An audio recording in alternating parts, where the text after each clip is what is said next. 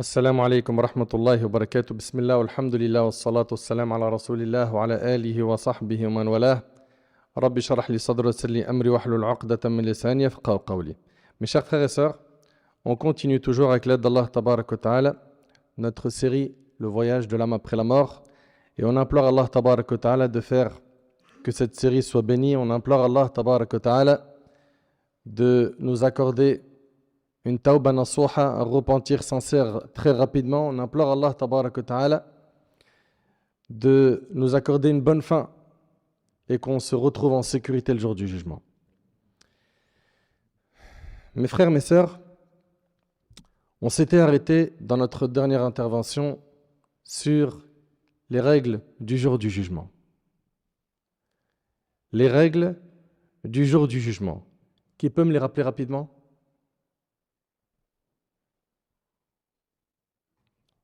Au moins quelques-unes. Vas-y. La première règle établie par Allah subhanahu wa ta'ala, Yawm al-Qiyamah, le jour du jugement, c'est la justice totale qui ne sera pas entachée d'injustice. Également ? Ouais. On a également parmi les règles du jour du jugement la comparution des témoins. Il va y avoir plein de témoins le jour du jugement. Contre qui ? Contre les fils d'Adam. Zid.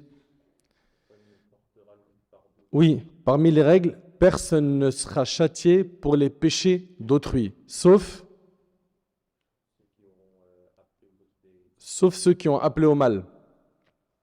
Ok ? Sauf ceux qui ont appelé au mal, eux, ils auront leurs péchés à eux et les péchés de ceux qui feront le mal auquel ils ont appelé. Également, parmi les règles du jour du jugement, il y a la prise de connaissance par les serviteurs de ce qu'ils ont accompli comme acte. Parmi les règles du jour du jugement, il y a aussi la multiplication des bonnes actions et non des mauvaises. Et on avait vu également ensemble, et c'était le dernier point, la transformation des mauvaises actions en bonnes. La transformation des mauvaises actions en bonnes. Et ça, c'est pour qui ? C'est pour Ahlul Tawhid. Ok ? C'est pas pour n'importe qui. Mes frères, mes sœurs, je vous demande d'être très attentifs. Car on est en train de parler d'un jour que personne parmi nous va manquer. On sera tous ressuscités et on sera tous jugés par Allah Tabarak wa Ta'ala. L'humanité entière, depuis Adam alayhi salam jusqu'au dernier homme, seront présentés à Allah Tabarak wa Ta'ala sur une même terre. Vous imaginez donc qu'il y aura énormément de monde. Et c'est un jour qui sera dur, qui sera long pour certains. Il fera très chaud. Pourquoi ? Parce que le soleil va se rapprocher des têtes. Vous vous rappelez de tout ça ? Puis, on amènera l'enfer qui est entouré de 70 000 cordes. Chaque corde est tirée par 70 000 anges. Allahu Akbar. C'est énorme. Et Allah Ta'ala va faire que énormément de monde seront à genoux devant le feu de l'enfer. Un spectacle affreux. Allah Tabarak wa Ta'ala, il dit وَتَرَى كُلَّ أُمَّةٍ جَاثِيَةٍ كُلُّ أُمَّةٍ تُدْعَى إِلَى كِتَابِهَا الْيَوْمَ تُجْزَوْنَ مَا كُنْتُمْ تَعْمَلُونَ. Et tu verras chaque communauté agenouillée. Eh wallah, je sais pas si on réalise, je sais pas si on imagine. Et tu verras, nous dit Allah, chaque communauté agenouillée, chaque communauté sera invitée à son propre livre. Ce jour-là, il vous sera rendu le prix de ce que vous avez œuvré. Ce jour-là, c'est soit des tristesses, des peines, soit des récompenses de la joie. Et subhanallah, les gens ils seront sur la terre du jour du jugement. Et la bonne nouvelle, c'est que notre communauté, la communauté de Muhammad, sallallahu alayhi wa sallam, sera la première qui sera jugée par Allah Tabarak wa Ta'ala. Et Allah Tabarak wa Ta'ala qui a créé sans miséricorde Il en a fait descendre une seule sur terre et il en a gardé 99 pour nous, Yawm al-Qiyamah. Donc, alhamdoulilah, c'est pas perdu, les frères. Mes sœurs, c'est pas perdu. Mais est-ce que ça veut dire par là qu'on doit tout miser sur la rahma d'Allah sans œuvrer, sans rien faire? C'est ça que vous avez compris? Vous venez de comprendre que c'est bon, je peux ne pas prier, ne pas jeûner, ne pas payer zakat et tout miser sur la rahma d'Allah, la miséricorde d'Allah? Si tu as compris ça, c'est une erreur. Pourquoi? Puisque le paradis, il a son prix. Il faut que tu payes le prix. Il faut que tu sacrifies ton temps, tu sacrifies de l'énergie, que ton cerveau se configure à bien adorer Allah tabaraka wa ta'ala pour que tu puisses, bi'idhnillah, récolter la miséricorde d'Allah. Dans un hadith rapporté par l'imam Ibn Majah, avec une chaîne de transmission authentique, selon Abdullah ibn Abbas, radiyallahu anhu, an jami'a as-sahaba, le prophète, alayhi salatu wassalam, a dit « Nous sommes la dernière communauté ». N'est-ce pas? Vous savez que on est la dernière communauté, il n'y aura pas de prophète après Mohammed, alayhi salatu wassalam. Et quiconque croit qu'il va y avoir un prophète après, ou qui attribue la prophétie après Mohammed, alayhi salatu wassalam, à quelqu'un, c'est du kufr. Le prophète il dit « Nous sommes la dernière communauté et nous serons la première à être jugée le jour de la résurrection. L'on entendra où est la communauté illettrée et son prophète. Nous sommes donc à la fois les derniers et les premiers. » Les derniers, c'est-à-dire c'est la dernière communauté, et les premiers à être quoi? À être jugés. Et dans un hadith rapporté par l'imam Ahmad dans son Musnad, Al-Hakim dans le Mustadrak, et le hadith il a été authentifié par Al-Hakim selon les conditions de Bukhari et Muslim, et il a été approuvé par l'imam Al-Zahabi, et il a été rapporté par Tirmidhi également. Le prophète alayhi salatu wassalam a dit « Vous êtes venus après 70 communautés. » Vous suivez? Vous êtes venus après 70 communautés. Vous êtes la meilleure et la plus noble auprès d'Allah. Allahu Akbar.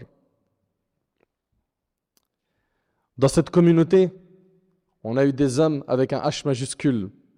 On a eu Abu Bakr as-Siddiq radiallahu anhu, Omar ibn Khattab radiallahu anhu, Uthman ibn Affan, Ali ibn Abi Talib, Talha ibn Ubaydillah, Saad ibn Abi Waqqas, Mu'adh ibn Jabal. On a eu des hommes avec un H majuscule. On a eu des grands savants. On a eu l'imam al-Bukhari. On a eu l'imam Muslim, Abu Daoud, Al-Tirmidhi. On a eu des grands savants du fiqh. Des savants qui ont marqué l'histoire. Dans quoi? Dans la jurisprudence islamique. Abu Hanifa, rahimahullah. L'imam Malik, Al-Shafi'i, Ahmad. On a eu énormément de grandes personnalités. Fallahumma lak al-hamd. Darda a dit qu'elle a entendu Abu Darda dire qu'il a entendu Abu al-Qasim. C'est qui Abu al-Qasim? C'est le prophète Mohammed alayhi salatu wassalam. Qu'il a entendu Abu al-Qasim, c'est-à-dire le prophète sallam, dire qu'Allah a dit à Isa, fils de Maryam. Vous connaissez tous le prophète Isa, n'est-ce pas? Jésus.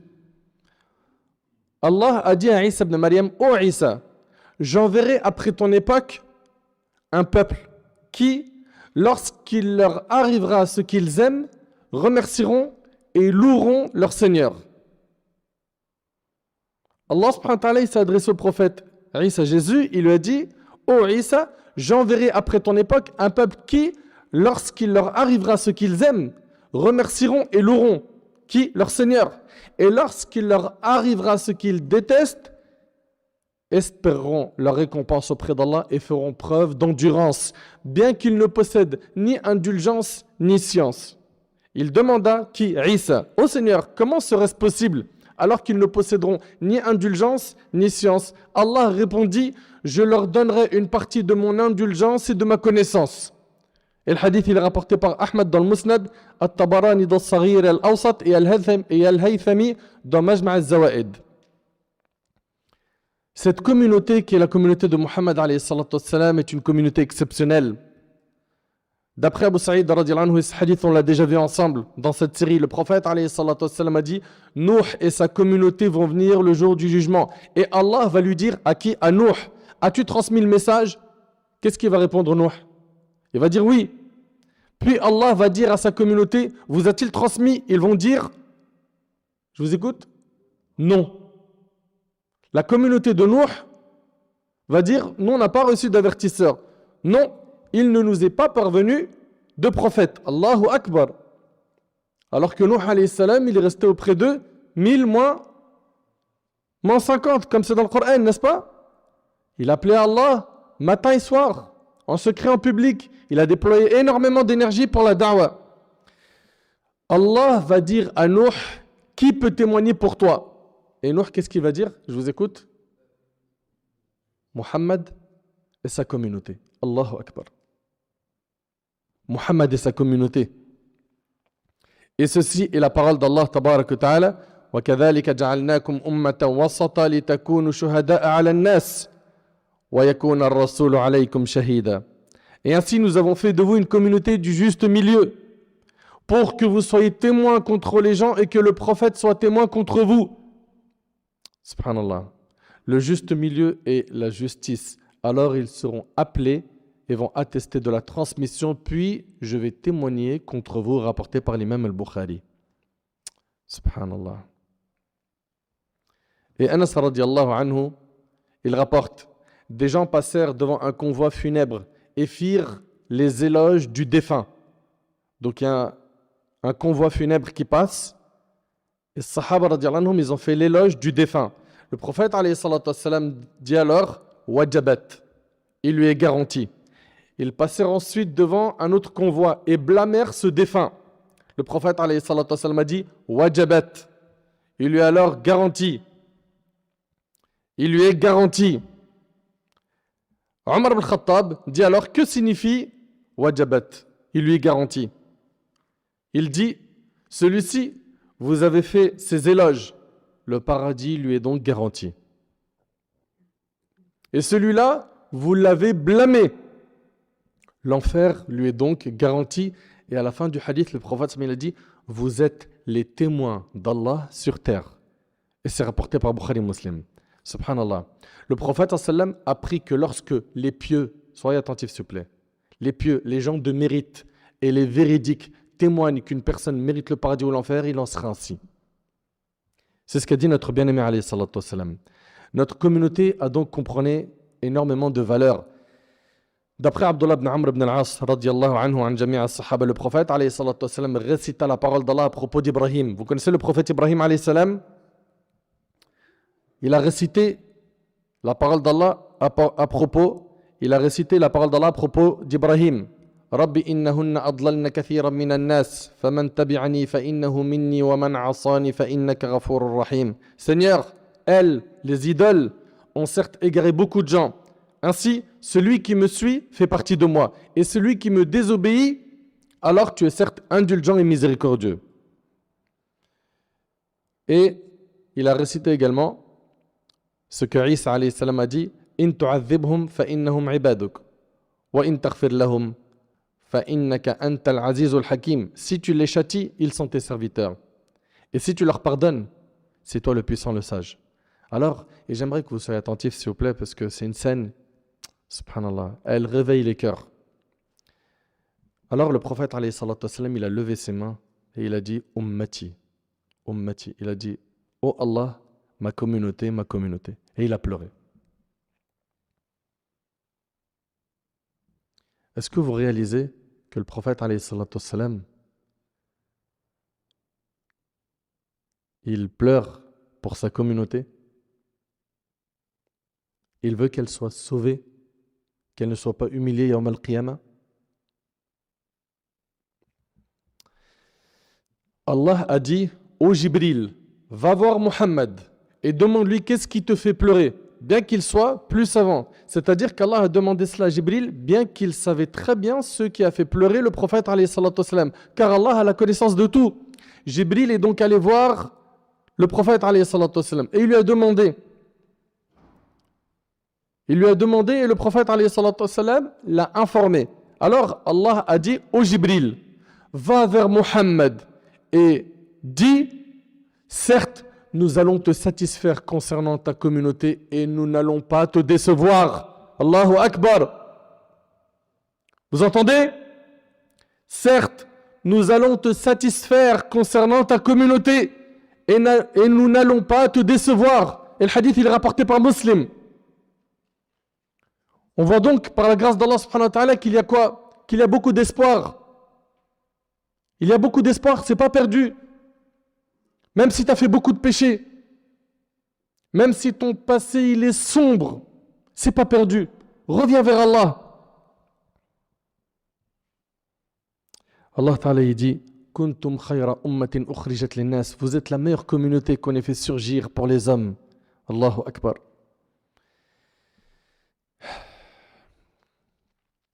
Mes chers frères, mes chères sœurs, on est la meilleure communauté par notre tawhid, par le fait qu'on adore Allah Tabaraka Ta'ala seul sans rien l'associer, par le fait qu'on a voué notre vie à Allah Subhanahu wa Ta'ala, par le fait qu'on exprime notre servitude à Allah Tabaraka Ta'ala à chaque instant. Abu Hurayra radiyallahu anhu demanda au prophète sallam qui sera le plus heureux d'obtenir ton intercession. Abu Hurayra il interroge le prophète sallam qui sera le plus heureux d'obtenir ton intercession. Il répondit celui qui dit la ilaha illallah sincèrement de son cœur. Mais celui qui le dit sincèrement de son cœur, ce qui en découle c'est quoi? C'est des bonnes actions ou des péchés? Et le hadith il est rapporté par le Bukhari. Et d'après Sahl ibn Sa'ad, le prophète alayhi salatu wassalam, a dit je vous précéderai au bassin. Il s'agit de quel bassin? Pas tous en même temps. Al-Hawd, c'est donc le bassin du jour du jugement, qui trouve sa source où? Au Kawthar, qui se trouve lui où? Au paradis, barakallahu fik. Le prophète alayhi salatu wassalam, il dit celui qui boira ne souffrira plus de soif. Le jour du jugement, c'est un jour dur, et le prophète il lui sera remis ce bassin et on a fait une intervention complète dessus. Et celui qui va boire de ce bassin, il aura plus soif. Des gens que je connais et qui me connaissent tenteront de m'y rejoindre, mais ils seront interceptés avant leur arrivée auprès de moi. Il dira, alayhi salatu salam, ils font partie des miens. Ils font partie des miens. Et comment le prophète il va reconnaître sa communauté? Ouais. Par la trace des ablutions. Que dire de ceux qui ne prient pas et donc qui ne font pas l'ourdo? Comment vous voulez être reconnu le jour du jugement par le prophète? Il dira, alayhi salatu wassalam, ils font partie des miens. On me répondra, tu ne sais pas ce qu'ils ont fait après toi. Ils ont changé de chemin. Lui, il a apostasié, lui, il a pris le chemin de l'innovation. Ils ont changé de chemin. Et ils seront privés de boire du bassin du prophète. Mais même le prophète dira, loin de moi, loin de moi. On me répondra, tu ne sais pas ce qu'ils ont fait après toi. Je dirai alors que reste loin de moi ceux qui ont changé après moi. Rapporté par Bukhari Muslim. Ahbab el-Karam, voyons maintenant les premières personnes qui seront jugées Yawm al-Qiyamah. Parce que n'oubliez pas, c'est le thème de notre intervention aujourd'hui. Abu Hurayra radiyallahu anhu relate. Ce hadith-là, il est vraiment, wallahi, il est vraiment très, très, très, très fort. Et je vous demanderai, s'il vous plaît, d'être bien attentif. Abu Hurayra radiyallahu anhu, ce noble compagnon, il rapporte j'ai entendu le messager d'Allah, sallallahu alayhi wa sallam, dire le premier à être jugé au jour de la résurrection sera un homme. Je vous écoute? Ouais? Non. Non. Non. Barakallahu fik. Un martyr. Le premier à être jugé au jour de la résurrection sera un homme qui a été tué en martyr. Qui est mort en martyr. C'est-à-dire il est mort dans le combat. Fisabilillah. On le fera venir devant Allah qui lui rappellera ses bienfaits en sa faveur. On le fera venir devant Allah qui lui rappellera ses bienfaits en sa faveur, qu'il reconnaîtra. Alors Allah lui demandera, qu'as-tu fait? Qu'as-tu fait? Il répondra, j'ai combattu pour ta cause jusqu'à mourir en martyr. Allah lui répondra, écoutez bien s'il vous plaît, tu mens. La ilaha illallah. Tu mens. En fait, tu as combattu afin que les gens disent, c'est un brave. Tu as fait ça pourquoi? Pour la réputation. Pour avoir un titre honorifique. C'est un brave, un homme courageux. Et ils l'ont dit. Tu voulais le titre, tu l'as eu. Et ils l'ont dit. Puis on ordonnera qu'il soit traîné sur son visage et jeté en enfer. Hawla wa la quwwata illa billah. Ensuite, on fera venir un autre homme qui avait appris sa religion, puis il avait enseigné, il avait mémorisé le Coran. C'était quelqu'un donc qui a appris la science et qui l'a transmise à autrui. Allah lui demandera, qu'as-tu fait? Il répondra, j'ai appris ma religion et je l'ai enseignée aux autres. J'ai mémorisé le Coran pour toi. Allah lui dira, tu mens. Tu t'es plutôt instruit afin que l'on dise, c'est un savant. Et tu as appris le Coran afin que l'on dise, il récite bien le Coran.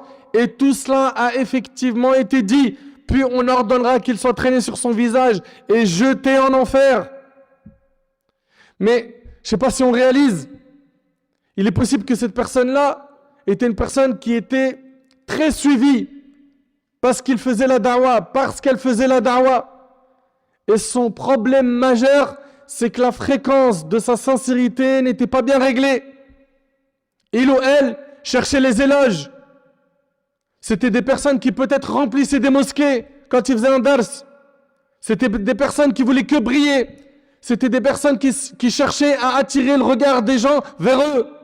Pas vers la da'wah, mais vers leur personne. C'était des personnes qui vivaient pour faire briller leur personne et pas mettre en avant le din d'Allah. Ils ont utilisé le din pour une fin vile, pour ce bas monde, pour dunya. Ils ont utilisé le din pour dunya. Qu'Allah il nous en préserve. Wallah, ça fait peur. Et il lui sera dit, tu as fait cela pour qu'on dise de toi, t'es un savant. Ça a été dit, ça y est, ta récompense, tu l'as eue. Tu voulais être la référence, tu voulais être le top one, le numéro 1, c'est bon, tu l'as eu ce titre. En 2 mots, tu n'as plus rien à gratter le jour du jugement. Ta récompense, elle est déjà là. C'est les éloges que tu voulais, prends-les. Et wallahi l'azim, je vous en parle, ça me fait frissonner. Ça me fait trop peur. Pourquoi? Je suis plus exposé que vous, moi. Mais vous réalisez, c'est-à-dire qu'une personne peut faire la da'wah et elle se retrouve à être la cause de la guidée de beaucoup de gens et à la fin, elle était tout simplement un pont. Un pont qui a amené les gens de l'égarement au bien, à la piété, par la permission d'Allah, et à la fin, ce pont, il est jeté en enfer. C'est pas la pire des humiliations, ça? Et ça doit m'inviter, moi ainsi qu'à vous, à faire quoi? À toujours revoir notre intention. À toujours faire les actes que pour Allah. Ne soyons surtout pas de ceux qui cherchent quoi? À satisfaire tous les humains. Et donc, mais tu t'imagines, pour satisfaire tous les humains, qu'est-ce que tu dois faire? Tu dois être quoi? Un caméléon. Avec lui, tu vas montrer un visage, avec l'autre, un autre visage. Au final, tu vas jongler entre quoi? Entre piété et hypocrisie. La chose la plus importante, c'est ton image auprès de ton Seigneur Azza wa Jal. Qu'elle soit clean, brillante. Quitte à ce que les habitants de la terre ne soient pas satisfaits, c'est pas ça le plus important.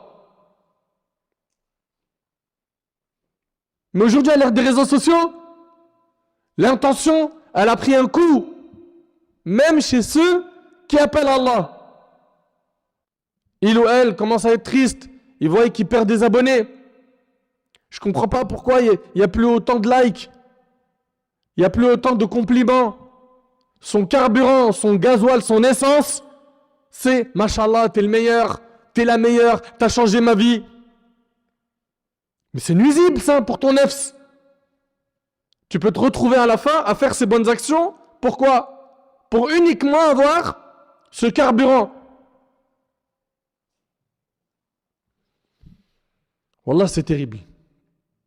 C'est terrible. Les gens, ils ne s'en rendent pas compte en fait. Ils ne s'en rendent pas compte.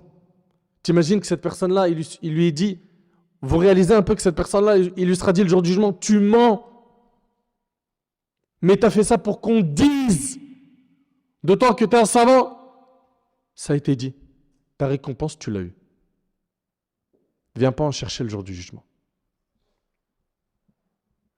Et la troisième personne qui sera jugée de cette umma, un homme qu'Allah avait favorisé en lui accordant toutes sortes de biens et de richesses. Quelqu'un qui, Allahumma barik, il était riche, ou elle était riche. Allah lui rappellera ses bienfaits qu'il reconnaîtra. Alors, Allah lui demandera, qu'as-tu fait? Il répondra, je n'ai négligé aucune des voies dans lesquelles tu aimes que l'on dépense ses biens sans y avoir dépensé de mes biens pour toi. Allah lui répondra, tu mens. Au contraire, tu as dépensé ton argent afin que l'on dise de toi, il est généreux, et c'est ce qui a été dit, puis on ordonnera qu'il soit traîné sur son visage et jeté en enfer. Et le hadith, il est rapporté par l'imam Muslim. Qui parmi nous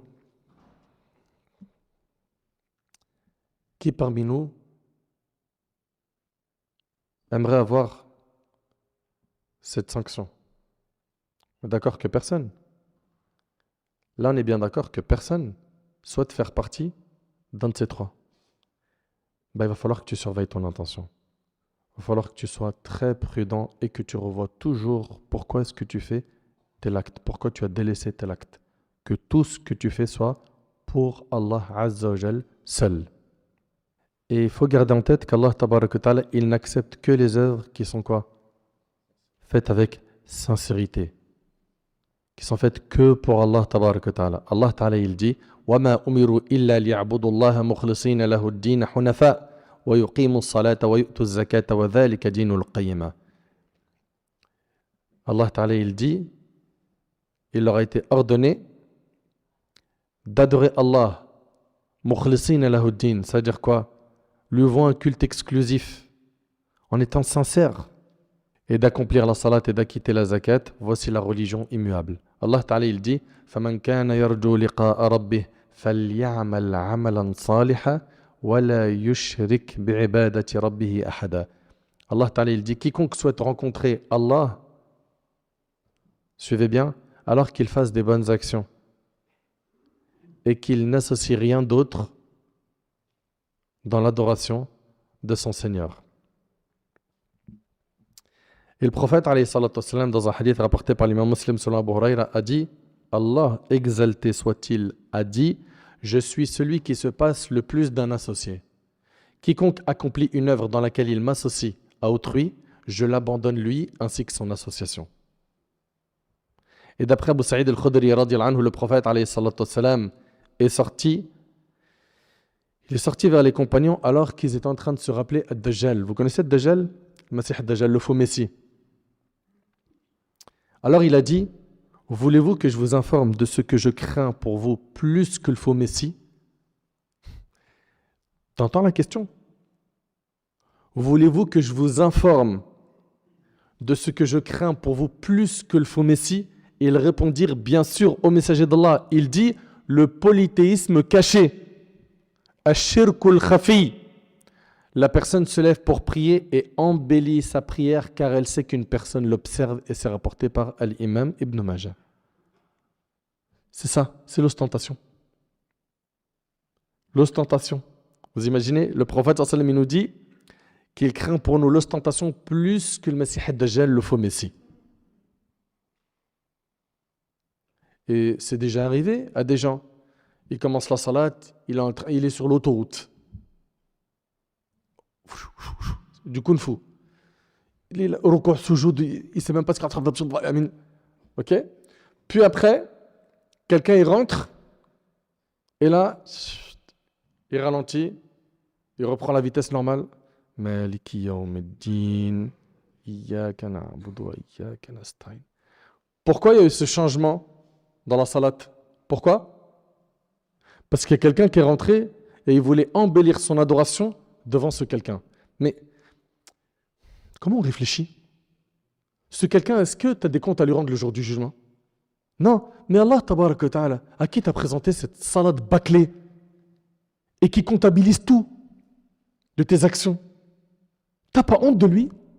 T'as pas honte de faire cette prière bâclée, bancale, où souvent il lui arrive de se dire j'ai fait trop 4 rakats, ma'alish. De toute façon, Allah il pardonne.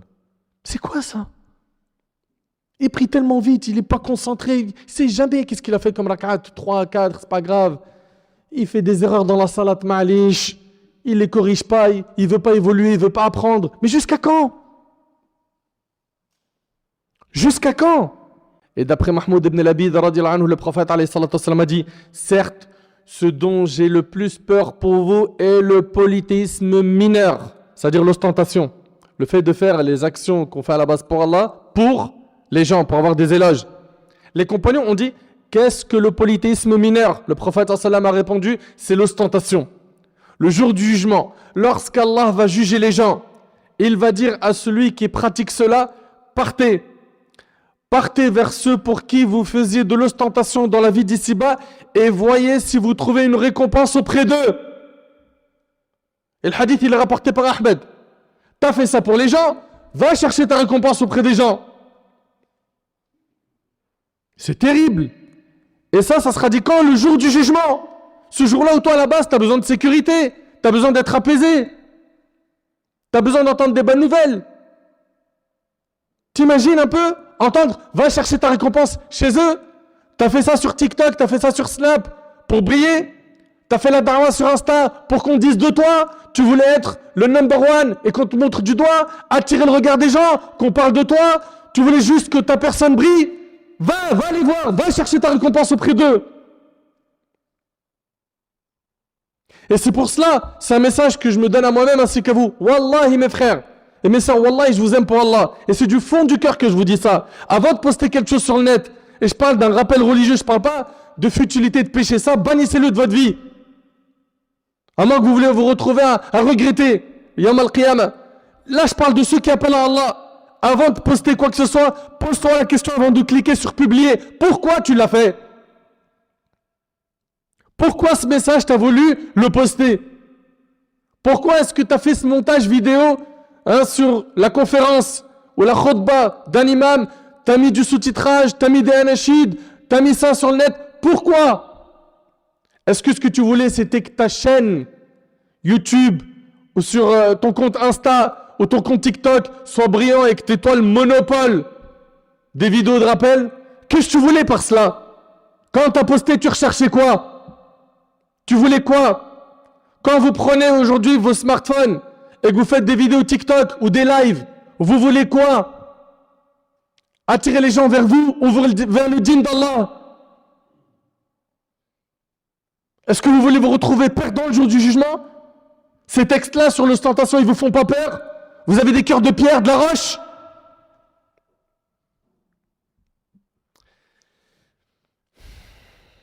Qu'Allah nous accorde la sincérité.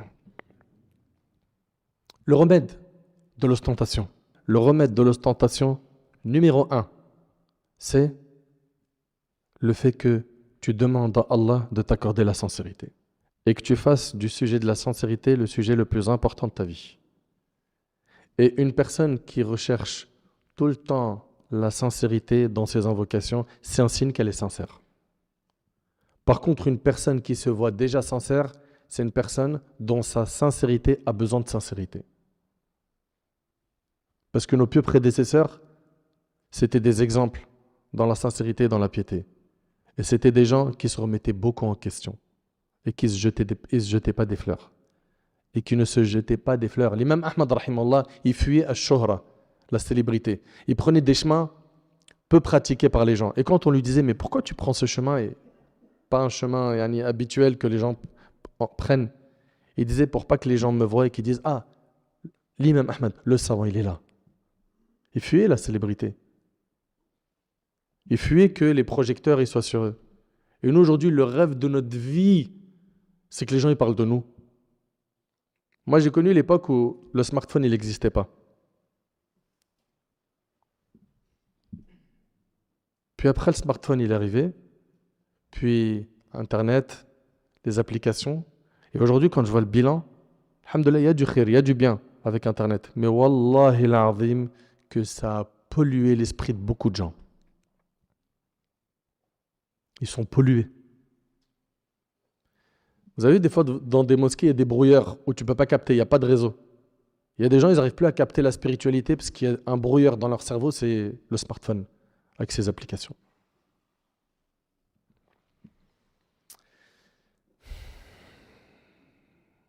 Invoque Allah, matin et soir, de t'accorder la sincérité dans tes paroles, dans tes actions, en secret, en public. Le prophète Ibrahim alayhi salam, qui était sans aucun doute, comme vous le savez, un parmi les grands prophètes de l'islam, il invoque Allah subhanahu wa ta'ala pour qu'Allah le protège du shirk, lui et sa descendance, pour que son adoration, elle soit quoi? Que pour Allah, exclusivement. وإذ قال إبراهيم رب اجعل هذا البلد آمنا واجنبني وبني أن نعبد الأصنام. Ibrahim avait dit, Seigneur, fais de cette ville un lieu sûr. Préserve-moi et mes enfants de l'adoration des idoles. Donc, il faut qu'on renouvelle notre intention. Si, avant, tu faisais les choses pour les gens et que tu cherchais la renommée, à être célèbre, à être connu, change la niya. Change-la. Reprogramme-la, configure-la. À quoi? À ne satisfaire qu'Allah subhanahu wa ta'ala, à tout faire que pour Allah subhanahu wa ta'ala. À chaque fois que tu vas faire une action, que tu vas prononcer une parole, reprogramme ta niya. À chaque fois que tu vas prononcer une parole, que tu vas faire une action, reprogramme ton attention. Vérifie ton attention. Et pose-toi des questions à chaque fois, avant une action, avant une parole. Pourquoi là je veux prendre la parole? Pourquoi là j'ai gardé le silence? Pourquoi ici j'ai voulu participer à cette conférence? Pourquoi j'ai voulu regarder cette vidéo? C'était quoi mon intention? Pourquoi j'ai donné? Pourquoi j'ai privé? Pourquoi je fréquente un tel? Pourquoi je l'aime? C'est quoi ton intention? Pourquoi?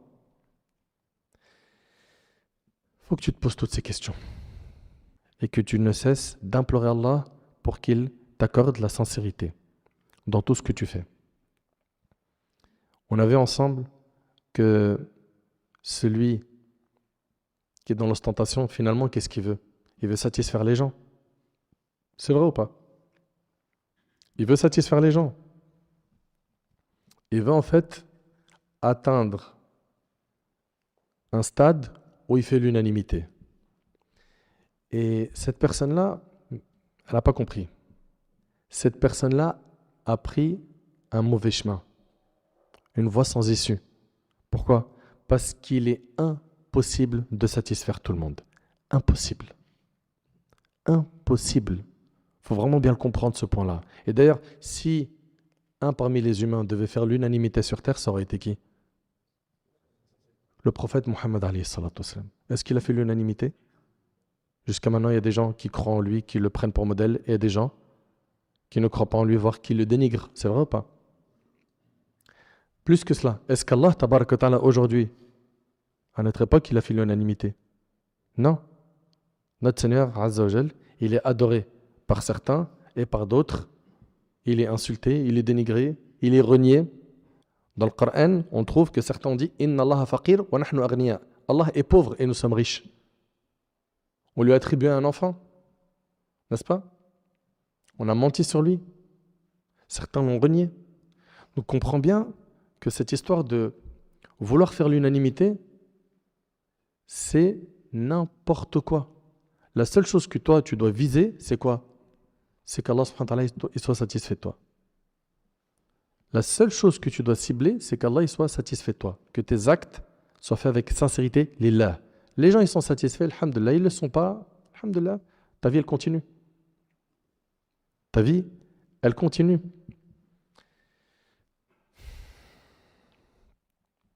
Et puis, à quoi va te servir ces éloges, ces abonnés, ces likes, si de l'autre côté, Allah il te déteste?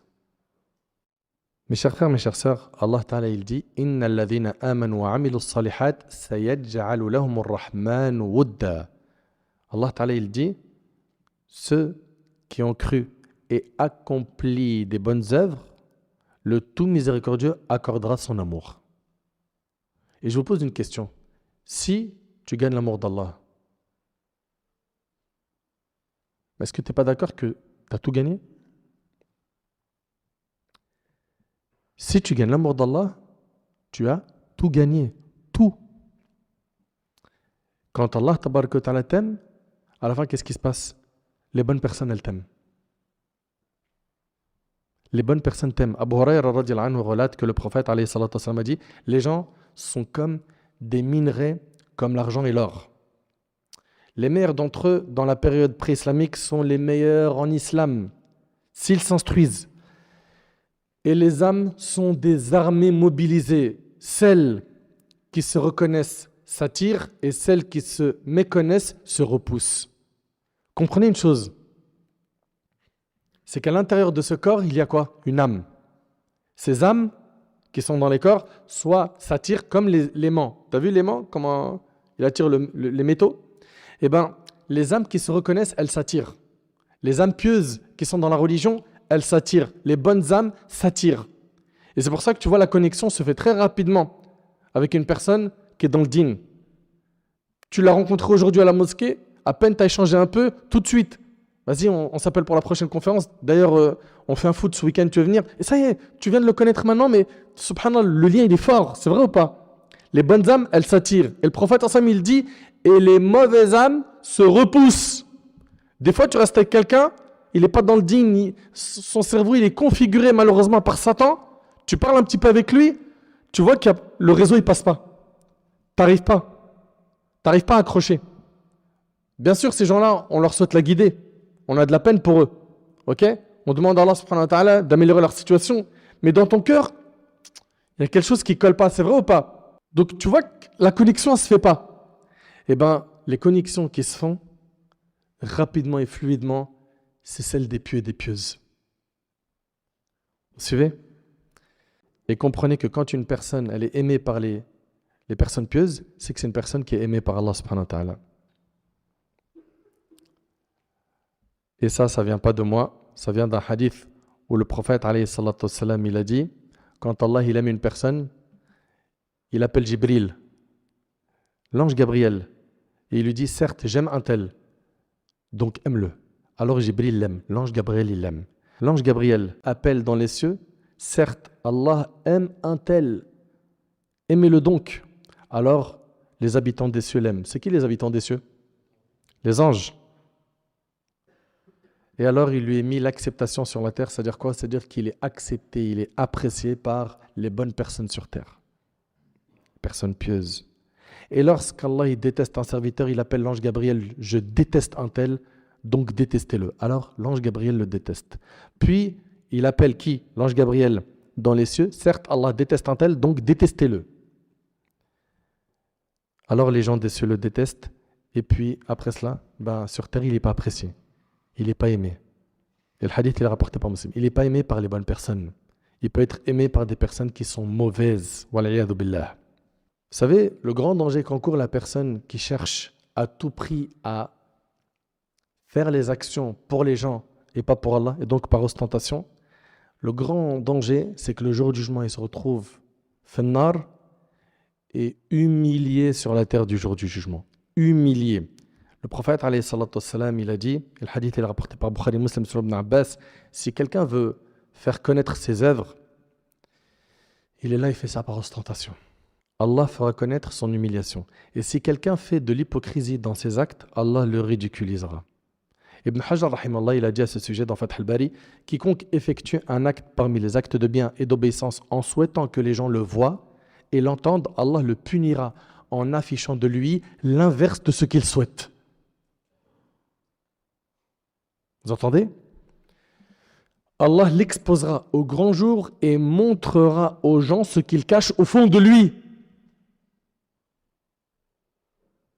Tu seras dévoilé. Allahumma asturna ya Rabb, wa la tafdahna. Donc la personne qui pratique par ostentation, elle s'expose à un immense danger. Un immense danger.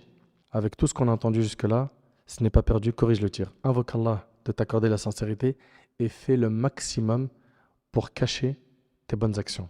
Fais le maximum pour faire des bonnes actions en secret, sans qu'un humain ne le sache, afin de garantir que tu as bien fait ça quoi? Avec sincérité. Allah tabarak wa ta'ala nous dit وَسَارِعُوا إِلَى مَغْفِرَةٍ مِّن رَبِّكُمْ وَجَنَّةٍ وَجَنَّةٍ عَرْضُهَا السَّمَاوَاتُ وَالْأَرْضُ أُعِدَّتْ لِلْمُتَّقِينَ الذين ينفقون في السراء والضراء والكاظمين الغيظ والعافين عن الناس والله يحب المحسنين والذين إذا فعلوا فاحشة أو ظلموا أنفسهم ذكروا الله فاستغفروا لذنوبهم ومن يغفر الذنوب إلا الله ولم يصروا على ما فعلوا وهم يعلمون. Allah il dit, et concourez au pardon de votre Seigneur et à un jardin, donc un paradis large comme les cieux et la terre, préparé pour les pieux. Le paradis, on vous l'a déjà dit plein de fois, il est préparé pour qui? Pour les pieux. Les pieux, il nous dit, Allah, c'est ceux qui dépensent leurs biens dans l'aisance et dans l'adversité. Dans l'aisance, c'est-à-dire quand il a de l'argent, tout va bien, il donne. Mais l'adversité, c'est-à-dire quand il est en train de serrer sa ceinture, c'est dur, ok? Financièrement, il n'arrive pas à finir son mois, et avec ça, il dépense quand même. Bah ça fait partie des qualités des pieux. Ils ne donnent pas que quand tout va bien financièrement. Ils donnent même quand c'est pas top. Et il nous dit, Azza wa Jal, wal kadhimin al-ghayz, ceux qui dominent leur rage, ça c'est les pieux. Wal afin 'anil nas, et qui pardonnent aux gens. Wallahu yuhibbul muhsinin, et Allah aime les bienfaisants. Et Allah il dit, walladhina idha fa'alu fahishatan aw zalamu anfusahum dhakarullah. Et pour ceux qui, donc les pieux là, et pour ceux qui, s'ils ont commis quelque turpitude ou une injustice à leur âme, dhakarullah, ils invoquent Allah, ils se rappellent d'Allah. T'as fait un péché, rappelle-toi d'Allah. Ça, c'est le comportement des pieux. C'est une application dans le cœur qui s'appelle la piété. Tu l'as, dès que tu fais un péché, tout de suite, il y a un signal qui est envoyé. Rappelle-toi d'Allah. Ça, c'est un. Rappelle-toi d'Allah et après, dhakarullah fastaghfaru li dhunubihim. Et juste après, qu'est-ce qu'ils font? Ils demandent pardon à Allah. Ça doit être ton réflexe. Et il n'y a personne parmi nous qui est infaillible. Il n'y a pas d'ange parmi nous. Ok? Et il n'existera pas un parmi nous qui ne fera pas de péché. On en fera. Ça fait partie de la nature du fils d'Adam de faire des péchés. Mais le meilleur d'entre nous, c'est celui qui se hâte à se repentir, à se racheter auprès d'Allah. Ils invoquent Allah, ils demandent pardon à Allah tout de suite pour leurs péchés. Et Allah il dit, وَمَن يَغْفِرُ الذُّنُوبَ إِلَّا اللَّهِ. Et qui est-ce qui pardonne les péchés sinon Allah? Et Allah il dit, وَلَمْ يُصِرُّوا عَلَى مَا فَعَلُوا. Et qu'ils ne persistent pas dans le mal qu'ils ont fait. C'est-à-dire, toi, tu as demandé pardon à Allah, mais tu persistes quand même à regarder des images haram, des vidéos haram, à écouter du son haram. Et après, tu dis, j'ai demandé pardon à Allah, mais parmi les conditions du repentir, c'est d'être déterminé à ne plus le refaire, s'en écarter, mettre une croix sur le péché. Donc, à quoi ressemble ton repentir? Les pieux, comprenez-le, c'est ceux qui ne persistent pas dans le mal qu'ils ont fait.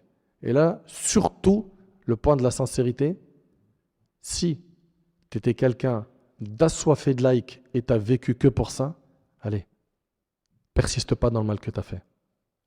Et si tu fais ça, que tu arrêtes de persister dans le mal que tu as fait, sache que, alhamdulillah, tu as cette qualité qui a été décrite par Allah tabaraka wa ta'ala concernant les pieux. Ensuite, il y a un point qui est important. Après avoir entendu tout cela, une personne pourrait se dire, ok, mais moi mon frère, moi je fais pour Allah. Je suis dans l'humanitaire, je suis dans le social, je suis dans la da'wah, je suis investi dans telle mosquée, dans telle école, j'enseigne, je fais du khir, etc. Et je fais ça que pour Allah. Mais je suis rattrapé par des éloges. Est-ce que là, il est tombé dans l'ostentation? Je vous écoute. Oui ou non? Pourtant, les gens, ils disent beaucoup de bien de lui. Non, il n'est pas tombé dans l'ostentation parce que lui, il ne le cherche pas. Et ce n'est pas son carburant. Et ils sont contre-fiches de ce monde. Et yastawi indahu al-dhamm wal-madh. Pour lui, les éloges et la critique, c'est dans le même panier, on met de côté. Bien sûr, si c'est des critiques constructives, il faut les prendre. Ok? Mais les critiques gratuites, là, comme on en voit beaucoup sur le net, ça, il faut mettre ça de côté, il ne faut pas calculer. Quelqu'un de sincère, ça ne lui fait pas d'effet tout ça. Pourquoi? Parce qu'il n'est pas là pour s'acheter une image auprès des gens. Ok? Et puis, dites-moi, parmi les gens qui appellent Allah subhanahu wa ta'ala, donnez-moi un nom qui a fait l'unanimité. Je vous ai dit tout à l'heure, le prophète sallam, qui est notre modèle, le parfait exemple qu'Allah il a envoyé, il n'a pas fait l'unanimité. Donc toi, quand tu vas te lancer dans la da'wah et que tu vas avoir des gens qui vont te critiquer injustement, sache que c'est le chemin de la da'wah. Et si tu es sincère, tu prendras le bon de cette critique et tu te réformes, et le mauvais, tu le mets de côté. C'est comme une mouche qui est passée, tu l'as fait ça, et pousse-toi, vas-y, pars.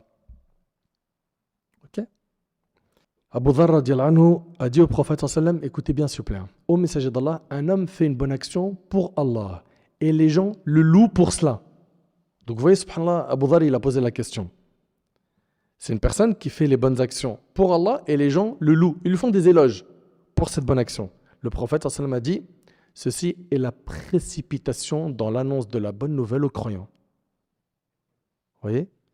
C'est donc quelque chose qui ne nuira pas à cette personne. Le prophète sallallahu alayhi wa sallam a dit, et le hadith est rapporté par le Bazar selon Abu Huraira, et s'il vous plaît, écoutez-le attentivement. Il a dit, il n'y a pas un serviteur qui n'a pas une réputation dans le ciel.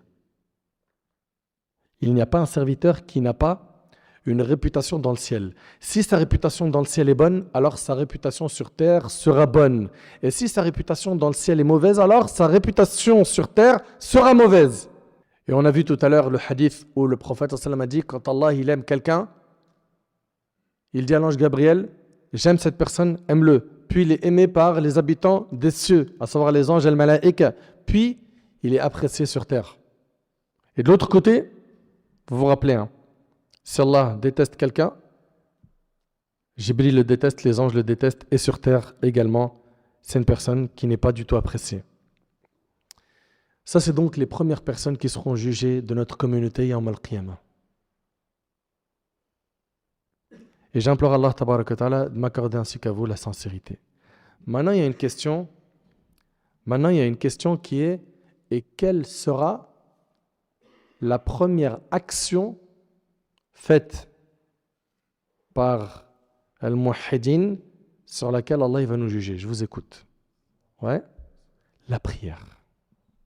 Sachez que la première action qui sera jugée de nous Yawm al-Qiyamah, c'est la salat. D'après Abu Huraira radiallahu anhu, le prophète alayhi salatu wassalam a dit, Allah, le puissant Azza wa Jal, a dit, les premières actions sur lesquelles le serviteur d'Allah sera jugé le jour de la résurrection sera ses prières. Si elles sont bonnes, alors il aura prospéré et réussi. Et si elles sont incomplètes, alors il aura failli et perdu, et c'est rapporté par Abu Daoud. Et je vous pose une question. D'un côté, on a quoi? La première action qui sera jugée, c'est la prière. Et dans un autre hadith qui est rapporté par Bukhari et Muslim sur Ibn Mas'ud, le prophète il a dit awwalu ma yuqda bayna an-nas yawm al-qiyamah fi ad-dima'. Le premier cas qui sera jugé entre les humains le jour du jugement sera celui des sangs, c'est-à-dire des crimes. Est-ce qu'il y a une contradiction entre les deux textes? J'aimerais que systématiquement, quand vous voyez des textes qui en apparence se contredisent, que vous gardez en tête que cette contradiction elle est que dans votre tête à vous parce que vous n'avez pas étudié. Et que le jour où vous allez, bi'idhnillah, approfondir vos connaissances religieuses, vous allez voir, il n'y a pas de contradiction dans notre religion. Il n'y a pas de textes qui contredisent d'autres textes. Ok? C'est juste sou' el-fahm, la mauvaise compréhension. Aussi, le manque de bagage religieux. Alors, c'est quoi la première action qui va être jugée le jour du jugement? Les affaires de sang ou la salat? Concernant donc les droits des humains, les uns envers les autres, les premiers cas qui seront réglés, c'est les affaires de sang. Et nous concernons, nous, envers Allah subhanahu wa ta'ala, c'est la prière, la salat. J'aimerais que vous gardiez en tête une chose, c'est que le prophète, alayhi salatu wassalam, dans les derniers moments de sa vie, parmi ses recommandations, il y avait as-salat, as-salat, la prière, la prière. Et ça montre à quel point il accordait de l'importance à la prière. Et malheureusement, aujourd'hui, on a des gens qui ne prient pas. J'implore Allah subhanahu wa ta'ala de les guider. Et on a d'autres personnes qui prient, mais qui prient de manière bâclée. Commençons déjà par ceux qui prient de manière bâclée. Hudhayfa ibn al-Yaman radiyallahu anhu vit un homme prier sans compléter son inclinaison ni sa prosternation. Il priait de manière bâclée. Puis lorsque l'homme termine sa prière, Hudhayfa, le compagnon, lui a dit, par Allah, tu n'as pas prié. Et si tu meurs sur cela, tu mourras certes sur autre que la sunna de Muhammad. Et c'est rapporté par le Bukhari. Donc quand vous priez, suivez bien sa sunna alayhi salatu wasalam. Lui qui a dit Sallu kama ra'aytumuni usalli, priez comme vous m'avez prié. Tu vas prier en prenant ton temps. Ok? Tu marques un temps au moment de l'inclinaison. Quand tu te relèves, tu marques un temps. Quand tu te prosternes, pareil. Quand tu t'assois entre les deux prosternations, quand tu récites, tu médites ce que tu es en train de réciter. Arrêtons de bâcler la salat et surtout de la faire sortir de son temps en pensant que c'est pas grave. Comment ça, c'est pas grave? Il y a un fleuve en enfer qui est réservé à ceux qui font sortir une prière de son temps sans raison valable.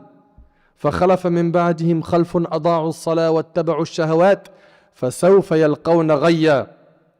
Puis leur succédèrent des générations qui délaissèrent la prière et suivirent leur passion, se vouant ainsi au malheur Ghayy, qui est un fleuve en enfer. Et ici, vous avez vu, Allah il dit, puis leur succédèrent des générations qui délaissèrent la prière. Est-ce que ça veut dire qu'ils ont abandonné la prière? Non. Ici, concernant le fait de délaisser la prière, ça veut dire quoi? Ça veut dire qu'ils l'ont fait sortir de son temps. Et Al-Ghayy, Ibn Abbas, il a dit, et Aïcha, Al-Ghayy nahrun fi jahannam, c'est un fleuve en enfer. Dédié à des gens qui, sans raison valable, il est devant un match de foot, ok, il est assis tranquille, oh là là, dans 15 minutes c'est l'Asr, dans 5 minutes c'est l'Asr, oh l'Asr il est rentré, bon c'est pas grave, je ferai le Dhuhr après. T'imagines, il y a un fleuve en enfer réservé à ces types de personnes. D'où l'importance de se repentir et d'améliorer notre relation avec la salat. Allah Ta'ala il nous dit que les gens qui seront faits nar, ils seront interrogés ma salakakum fi saqar qalu lam naku minal musallin. Il sera demandé à ceux qui sont faits nar dans le feu, qu'est-ce qui vous a dirigé dans le feu ardent? Ils diront, nous n'étions pas du nombre de ceux qui faisaient la salat. Faites très attention de ne jamais abandonner la salat, quoi que vous ayez fait comme péché. Parce que des fois, Shaitan, il va venir vous arnaquer. Il va dire, hey, t'as vu tout ce que tu as fait comme péché? Ça ne colle pas avec la salat. Arrête la salat. Et pourquoi tu n'arrêterais pas plutôt le péché et tu gardes la salat? Pourquoi ce mauvais choix? Tu as fait un mauvais calcul. Là, tu étais dans un virage où tu as le choix entre la salat ou cette femme pour continuer à faire la fornication. Et qu'est-ce qu'il a fait? Il a dit, non, salat, on la met de côté. Fornication, on garde. C'est pas ça le réflexe de quelqu'un qui veut aller au paradis. C'est fornication, je mets de côté et je combats ça avec ma salat. Allah Ta'ala il dit quoi? Wasta'inu bis sabri was salah. Et recherchez le secours d'Allah dans l'endurance et la prière. Je combats ce péché qu'est la fornication par le fait de multiplier la prière et d'implorer Allah, surtout quand je suis prosterné, pour lui dire Ya Rab, détache-moi de ce péché. Ya Allah, il y a un amour illicite dans mon cœur, d'une femme ou d'un homme ou de l'argent illicite. Ya Rab, débarrasse-moi-en. Ya Allah, c'est toi le maître. Je suis faible, je suis pauvre, je suis incapable. Aide-moi, donne-moi la force. Seul, j'arrive pas.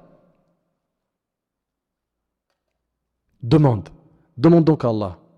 Et malheureusement, il y a des gens dans notre communauté qui ne font pas salat et qui trouvent ça lourd. Ces 5-10 minutes par prière, ils les trouvent lourdes. Mais rester des heures au café, rester des heures avec ses potes au téléphone ou en bas de l'immeuble ou dans une sortie ou dans une balade ou à faire du shopping ou à regarder des séries ou à scroller sur son smartphone. Ah là, le temps il passe bien. C'est agréable. Pourquoi tu es devenu comme ça? As-tu oublié que le prophète alayhi salatu wassalam, il a sévèrement menacé celui qui délaisse la salat? Wallah, il y a des textes qui font très très peur. Le prophète sallallahu alayhi wa sallam, il a dit aucune prière ne pèse plus lourd aux hypocrites que celle du Fajr et du Isha. S'ils savaient quelle récompense s'attache à ces deux prières, ils y viendraient même à quatre pattes, rapporté par Bukhari Muslim. Et dans un hadith, le prophète sallallahu alayhi wa sallam, il a dit certes, entre l'homme et l'association et la mécréance, il y a l'abandon de la prière rapporté par Muslim. Chez la majorité des savants des 4 écoles ici, ils considèrent que c'est de la mécréance mineure, mais ça reste un grand péché. La personne est considérée perverse. Et chez l'imam Ahmad, il considère que c'est de la mécréance majeure, c'est-à-dire qu'il est sorti de l'islam parce qu'il a délaissé la prière. Mais je ne vais même pas rentrer dans le débat de est-ce qu'il est musulman ou kafir. Est-ce que toi, tu acceptes d'être un sujet de divergence entre les savants, d'être au milieu, et les savants ils divergent sur ton sort? Est-ce que tu es mécréant ou pervers? Tu acceptes ça? Reprends-toi en main sérieusement. Le prophète, il a dit celui qui délaisse volontairement la prière du Asr a certes annulé ses œuvres, rapportées par le Bukhari. Imagine une prière abandonnée. Imagine-toi une prière qui a été délaissée, ce que t'encourt comme danger. Ibn Mas'ud radiallahu anhu rapporte que celui qui serait heureux de rencontrer Allah demain en tant que musulman veille à accomplir ses salats à l'endroit où l'appel à la prière a été proclamé. Habituez-vous à venir à la mosquée. Certes, Allah a établi pour votre prophète les voies de la bonne direction. Et ces salats, ces prières en font partie. Mais si vous priez chez vous, comme le fait celui qui reste en retrait dans sa demeure, vous délaisseriez alors la sunna de votre prophète. Et si vous délaissiez la sunna de votre prophète, vous vous égareriez. J'ai constaté que personne ne manquait à la prière en commun, en groupe, si ce n'était un hypocrite dont l'hypocrisie était bien connue de nous. Ça, c'est Abdullah ibn Mas'ud qui dit ça. Il arrivait qu'un homme malade soit porté par 2 hommes afin de pouvoir se tenir dans le rang des priants, et c'est rapporté par l'imam Muslim. Donc, non seulement on va faire la salat, mais on va s'efforcer, surtout pour nous les hommes, de venir à la mosquée. Ok ? Et de corriger le tir avec la salat. Pourquoi ? Parce que c'est la première action qu'Allah subhanahu wa ta'ala, il va juger de nous. Si celle-là, on l'a bien faite, ce qui est après, de ce qui sera jugé, ça sera facile. Dans le cas contraire, ça va être difficile. Donc on vient de voir aujourd'hui les 3 premières personnes de notre communauté qui seront jugées et la première action qu'Allah subhanahu wa ta'ala, il va juger de nous. Est-ce qu'on va être négligent ? Est-ce qu'on va être insouciant ? Est-ce qu'on va continuer dans notre insouciance à dire « je ferai le bien plus tard, je corrigerai le tir plus tard, je prierai plus tard, je rendrai ma prière qualitative plus tard » ou est-ce qu'on va se prendre en main après ce rappel et on va ressortir avec des résolutions fermes ? Si c'est le cas, tu as gagné. Si ce n'est pas le cas, tu t'exposes à un grand danger le jour du jugement. Dans notre prochaine intervention, Inch'Allah, on verra les questions du jour du jugement. Et j'implore Allah tabaraka wa ta'ala de bénir cette série. J'implore Allah tabaraka wa ta'ala de faire en sorte qu'elle puisse nous aider à nous rapprocher de notre Seigneur Azza wa Jal. J'implore Allah tabaraka wa ta'ala de nous accorder la piété, de nous accorder la sincérité dans nos paroles, dans nos actions. J'implore Allah subhanahu wa ta'ala de nous accorder une science utile. Sallallahu subhanahu wa ta'ala an yanfa'ani bima qultu wa yanfa'akum bima sami'tum. هذا ما أعلم والله عز وجل أعلى وأعلم سبحانك اللهم بحمدك أشهد أن لا إله إلا أنت